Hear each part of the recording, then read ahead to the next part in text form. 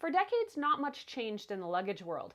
First, we had those heavy leather cases and trunks that you needed your own cart to carry around. Then came the advent of wheeled luggage. Finally, there is something new. I want to introduce you to the Giro bag. I'm Erin from techgadgetscanada.com, and I recently had a chance to take one of these suitcases on a trip and check it out in a real-world setting. Giro is a soft-sided suitcase. The big difference is with the wheels. They're bigger, they're more rugged, and they're on the side of the bag, not the bottom. They're designed to make the case easier to pull and easier to navigate obstacles like stairs and bumpy terrain.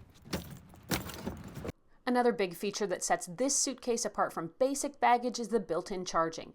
2 USB ports are hidden under the top of the bag under a small flap. You can charge your gadgets while you're waiting for takeoff or stash your tablet and other gadgets inside since there's cabling that lets the devices charge while they're being moved. That means you can charge your laptop, your tablet, and your phone all while they're inside the bag so they're juiced up and ready when you land. The charging unit is a separate power bank and it can easily be removed if your airline has any problems with it. This is becoming more and more important because some airlines are electing to ban smart charging luggage if the batteries can't be removed. Now, I think the logic here is that in theory, if a battery caught fire in the cabin, the flight attendants could put it out. Whereas if it's down in the checked baggage, probably no one's going to notice until a very dangerous situation develops. The telescoping handle on the Giro bag is very light, smooth, and easy to operate. It's wider than average and has 3 stops, so you can use it as short or as long as you need. While the handle itself is fat and quite easy to grip, it's not padded, but overall it's easy to pull, and the long reach means taller travelers won't be kicking their heels into the bag with every step. The outside of the Giro bag also has a really cool array of different sizes, shapes, and configurations of pockets, from small and shallow to this one, which is quite deep. There's a laptop sleeve in here, a place to store your tablet and all your gadgets. This is where you tuck away the Giro power bank. There's also cabling hidden in here so you can connect your devices so they'll charge up while you're on the go. Then on the back, more pockets. There's 2 smaller pockets between the handle rails. That's the perfect size for access to your phone, wallet, or travel documents. The second pocket expands to hold something like a small water bottle, a compact umbrella, or something similar.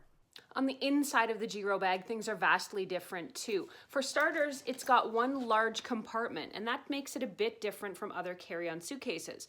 Now, while it does make it seem a lot bigger and like there's a lot more storage space inside, it does pose a bit of a packing challenge. That's because while 2 halves of a suitcase offer you the ability to pack in 2 layers, with Giro you need to pile everything in on top of itself. I found this makes for a bit more digging through clothing and toiletries and the need for more creative packing. The wheels on the Giro suitcase are big and rugged and definitely make the bag feel easier to pull. I find that with spinner suitcases you really know you're pulling the weight, but the Giro is smooth and it actually feels like you're pulling about half its weight. The wheel design, combined with those heavy rubberized treads, makes Giro easy to get up the stairs, where spinner bags sometimes need to be lifted or carried or you run the risk of breaking off a wheel. I was a little concerned I'd lose some of the maneuverability that comes with spinner bags, but it turns out that's not the case with the Giro. The bag is easy to pull and turn, and I found it quite easy to get around with.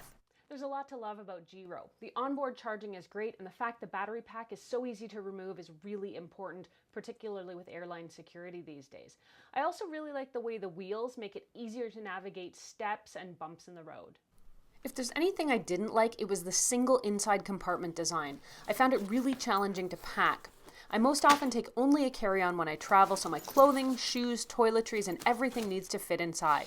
When I packed the Giro, it had only room for my clothes in the main compartment, and that's even with them all packed into a compression sack.